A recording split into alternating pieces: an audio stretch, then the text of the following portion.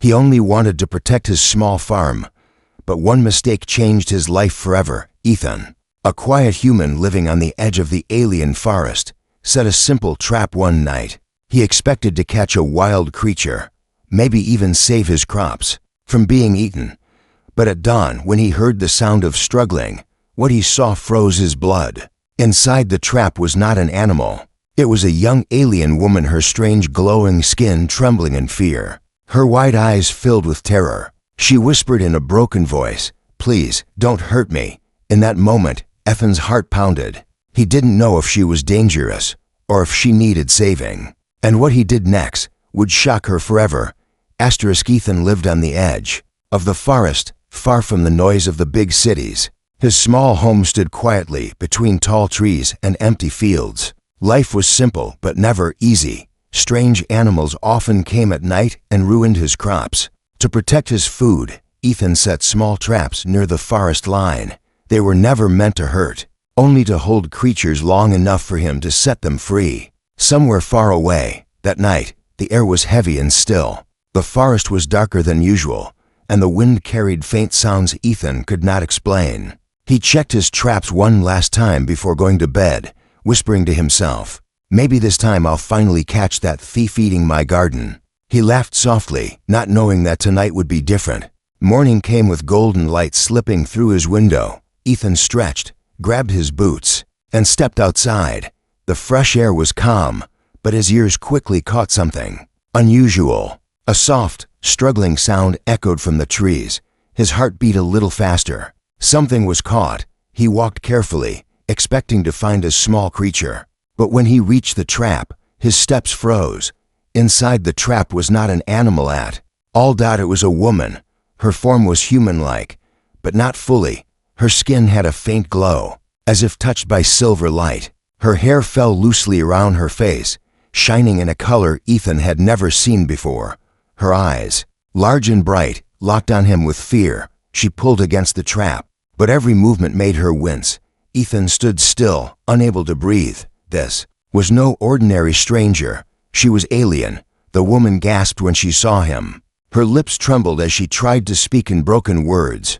"Please, please, no harm." Her voice shook like the wind through leaves. Ethan raised his hands slowly, trying to show he meant no danger. I didn't know. I thought it was an animal." His words sounded strange even to himself. The alien woman kept pulling at the trap, her eyes never leaving him. Ethan could see the fear in her face, the way her shoulders shook. He realized she truly believed he wanted to hurt her. For a long moment, neither of them moved. Only the forest spoke with its soft rustling. Ethan's mind raced. What was she doing here? Why had she been alone in the forest? And more important, what would happen if others came looking for her? He took a small step closer. The woman flinched and whispered again, "Don't hurt." "Please." Ethan stopped. His heart softened at the sound of her voice. She was trapped, helpless, and yet she thought he was the danger. He sighed quietly, then slowly knelt down near the trap. "I won't hurt you," he said gently. His hands worked carefully on the ropes, trying not to scare her more. The woman froze, shocked by his choice. She had expected pain, maybe even the end of her story. But here was a human, lowering himself to the ground, freeing her without asking anything in return. As the trap loosened, her arm slipped free. She held it close to her body, her eyes wide with disbelief. Ethan noticed a faint mark where the trap had pressed against her skin. Without thinking, he reached into his bag and pulled out a small cloth. "Hold still," he whispered. The alien woman did not move as he wrapped the cloth gently around her arm. His touch was careful, slow, and full of patience. She kept staring at him, her lips parted in silence. When he finished, Ethan sat back, giving her space. The forest felt even quieter now, as if watching them. The woman spoke softly, her words still broken, but clear enough. "Why, human help?" Ethan looked into her glowing eyes. For a moment, he didn't know what to say. He had no great reason, no plan. The answer came from somewhere deeper. "Because you needed it," he said simply. The alien woman blinked. Her fear did not vanish, but something new appeared: confusion, maybe even curiosity. She stood slowly, Her body still weak from the trap, she took a step back, her eyes never leaving his. Ethan did not follow. He stayed where he was, letting her choose. The woman turned toward the trees, but before she disappeared, she looked back. Once more, her voice was barely a whisper. "If they find me, you two will die." Then she was gone. Swallowed by the forest, Ethan sat alone, his hands resting on his knees. Her warning echoed in his mind. Who was chasing her? Why did she believe he was in danger now? The morning sun climbed higher, but Ethan no longer felt its warmth. The trap that was meant for an animal had caught something far more mysterious, and what he had done next had shocked her, and perhaps changed both of their lives forever. Ethan could not shake the warning from his mind. All day he worked around his small home, but his thoughts kept going back to the strange woman with the glowing skin. Her words echoed, again and again, "If they find me, you two will die." He wondered who they were, and why she seemed so afraid of them. That evening the forest felt different. The usual sounds of birds and insects were weaker, like the whole place was holding its breath. Ethan sat on his porch, staring at the tree line. He told himself she was gone, that she would never come back. Still, his eyes kept searching the shadows. Then he heard a faint sound. A branch cracked, followed by a soft rustle. His heart jumped. Slowly, a shape appeared between the trees. It was her, the same alien woman, moving carefully as if she had no strength left. She held her injured arm close to her chest. When her eyes met his, Ethan saw no fear this time, only exhaustion. She stumbled, and Ethan ran forward before he could stop himself. She swayed on her feet, ready to fall, but he caught her gently. Her skin was colder than before, her breathing uneven. For a long moment, she did not resist. She simply looked at him with tired eyes, as if she had nowhere else to go. "You came back," Ethan whispered, almost to himself. The woman blinked slowly. Her voice was weak. "No place safe." Ethan felt a knot in his chest. He guided her inside his small home. She glanced around nervously, scanning every corner, but she was too weak to argue. He sat her near the fire and offered water. She sipped it carefully, as if unsure it was real. That the silence between them grew heavy, but not empty. It was filled with questions neither of them dared to ask. Ethan wanted to know who hunted her, why she was alone, what danger followed her here. But each time he opened his mouth, he stopped himself. He did not want to push her away. Instead, he said softly, "You're safe here. For now."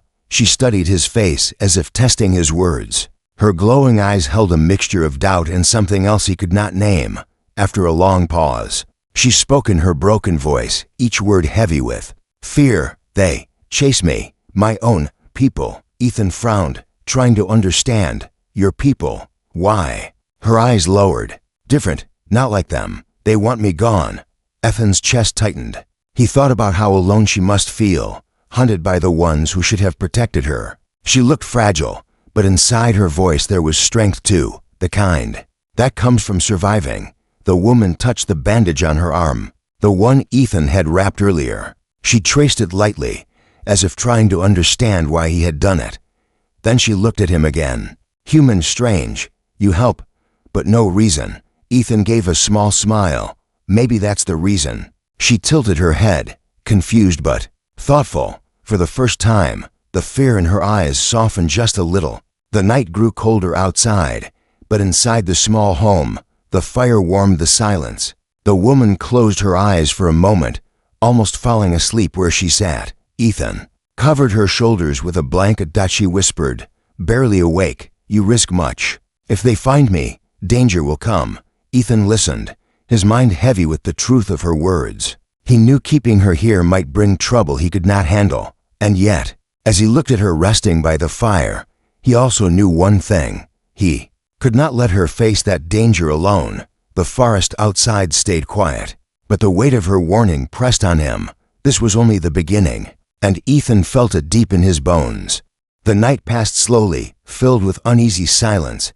Ethan woke several times, listening for sounds outside, but all he heard was the crackle of the fire. Each time, his eyes went back to the corner where the alien woman rested under the blanket. Her breathing was steady now, her face calmer than before. Still, even in sleep, her expression carried the shadow of fear. When morning light entered through the small window, Ethan prepared a simple meal. He wasn't sure what she could eat, so he placed different things on the table: bread, fruit, and a little soup he managed to cook. The woman opened her eyes slowly. For a moment, she looked lost, as if she didn't remember where she was. Then her gaze landed on him. She sat up quickly, her guard returning, but her body was still weak. "You're safe," Ethan said softly, careful not to startle her. He gestured to the food. "Eat something. It will help." She hesitated, studying him as if searching for a hidden trick, but the hunger in her eyes betrayed her. Slowly, she reached for a piece of bread, smelling it first, then tasting it in small bites. Ethan watched quietly, not wanting to disturb her. He noticed how she ate carefully, as though she had learned not to waste even a crumb. Minutes passed, without words, but the silence between them no longer felt heavy. It was cautious, yes, but also fragile, like something new was slowly forming. Finally, she looked at him and spoke, her voice still uncertain. "You help me." "But why?" Ethan thought for a long moment. He wasn't used to explaining himself. "Because I couldn't just leave you. That's not who I am." Her head tilted slightly, her glowing eyes narrowing in confusion. "Not who you are." Ethan gave a small smile. "It means I don't turn away when someone needs me, even if it's not easy." The woman lowered her gaze, almost shy. Her fingers traced the edge of the bread, as though she was thinking of something she couldn't say aloud. After a while, she whispered, "My name, Leora."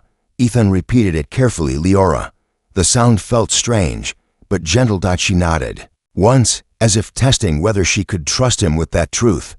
Then she added quietly, "Not safe for you. My people, searching. If they see me here, you will suffer too." Her words weighed heavily on Ethan.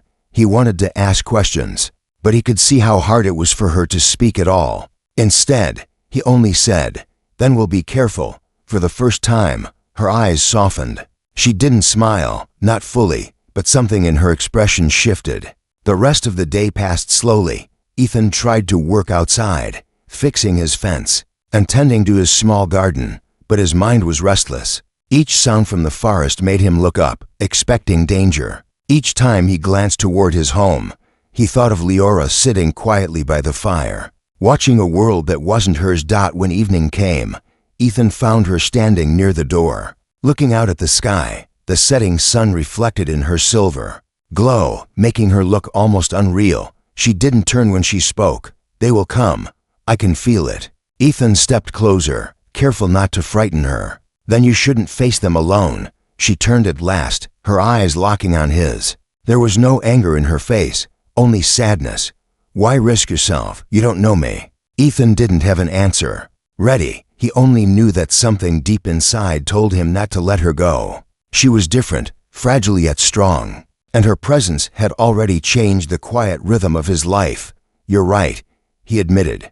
"I don't know you, but I know enough." Leora studied him silently, as if trying to understand a truth she had never seen before. Then she whispered, almost too softly to hear, "Humans, strange." The firelight flickered between them, warming the quiet night. For the first time, Leora did not look away. The days that followed moved slowly, but each one carried a weight Ethan had never felt before. Leora stayed inside most of the time, resting near the fire or sitting quietly by the window. She watched the forest with cautious eyes, as if expecting shadows to move between the trees. Ethan went about his daily work, cutting wood, tending to his garden, mending the fence, but he always felt her presence behind him, even in silence. One evening, after a long day, Ethan returned to find her standing outside his cabin for the first time. The setting sun painted the sky in shades of gold and red, and her silver glow seemed to drink in the light. She stood barefoot on the earth, her face tilted toward the horizon. For a moment, Ethan simply watched. She looked like someone caught between two worlds, part of the sky, part of the ground, yet belonging fully to neither. "You shouldn't be out here," Ethan said softly as he approached. She turned, her eyes calm but serious. "Hiding does not make me safe. They will come. The sky already carries their shadow." Ethan frowned and followed her gaze upward. At first he saw nothing. Then, faint and distant, a shape glimmered against the fading light. A ship. It was far away, but close enough to make his chest tighten. "They're searching?" Ethan asked quietly. Leora nodded. Always searching. He wanted to ask more why her people hunted her, what crime she had committed, but the look on her face stopped him. It wasn't anger or fear this time. It was something heavier, a sadness so deep it seemed older than she was.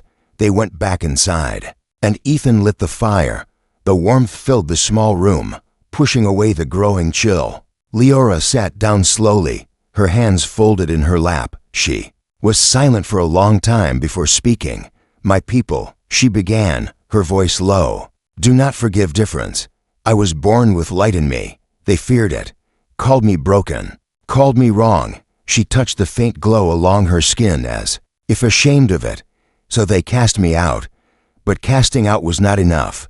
They wanted me gone forever." Ethan felt his chest tighten. He could see her pain in every word, and he wondered how many nights she had spent running, always looking over her shoulder. He sat across from her, choosing his words carefully. "Where I come from, being different is not always easy, but sometimes different is what makes someone special." Leora's eyes lifted to his, searching his face for any sign of mockery. Finding none, she lowered her gaze again.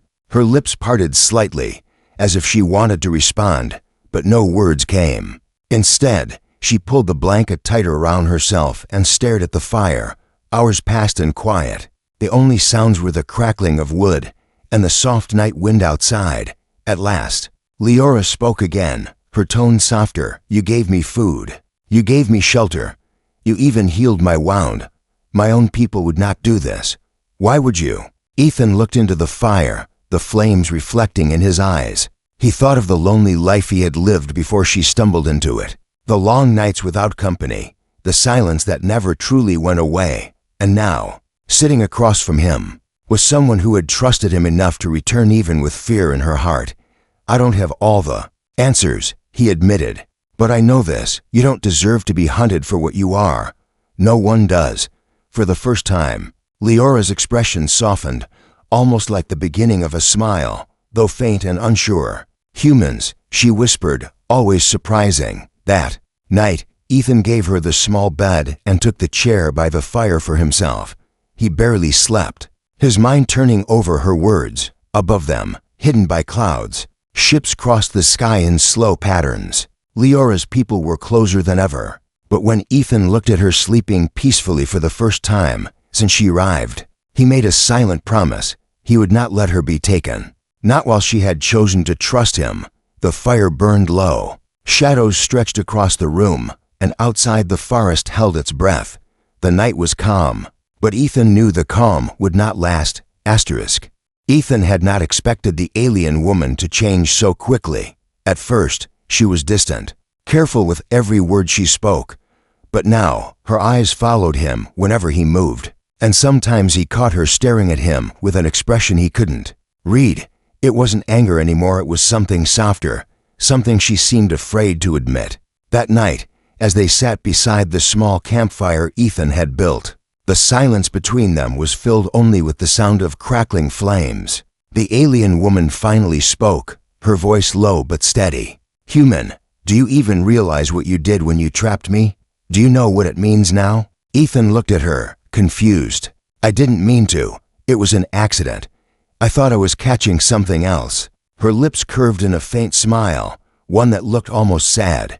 "Accidents have power too. In my people's culture, if someone traps another and then frees them, it is not just a mistake. It is a bond, a tie that cannot be broken easily." Ethan felt his chest tighten. "A bond?" She nodded. "Yes, and it frightens me because it means my fate is connected to yours now. Wherever you go, I will feel it. Whatever happens to you, I cannot look away." The firelight flickered across her face, and Ethan could see the truth in her eyes. She wasn't just saying words to test him. She meant every bit of it. For the first time, Ethan realized she wasn't only strange and mysterious, she was vulnerable, too. The strong, cautious alien woman carried fears she could not hide anymore. But just as the moment grew heavier, a sound broke the quiet, a faint hum, far away. But growing closer, she stiffened immediately, her body tense like a cornered animal. "They're searching for me," she whispered. "My people, or maybe enemies. If they find me here, if they see me with you, things will change. And not in a way you will like." Ethan's heart raced, but he tried to stay calm. "Then we have to decide. Do you want me to help you hide? Or do you want me to walk away?" She looked at him with wide, uncertain eyes. For a long moment, she said nothing, only breathing softly. Finally, she leaned closer, her voice trembling. "I don't want you to walk away. Not anymore." Ethan felt the weight of her words sink into him. Whatever strange bond had formed between them was real, and neither of them could deny it. The danger outside was growing, but so was the quiet connection that tied them together.